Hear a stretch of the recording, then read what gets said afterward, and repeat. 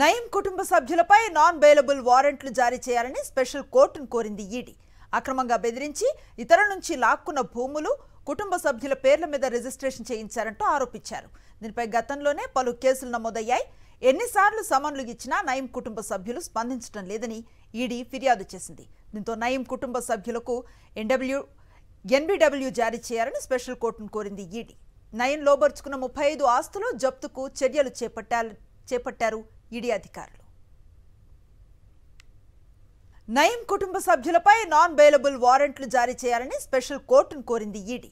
అక్రమంగా బెదిరించి ఇతరుల నుంచి లాక్కున్న భూములు కుటుంబ సభ్యుల పేర్ల మీద రిజిస్ట్రేషన్ చేయించారంటూ ఆరోపించారు.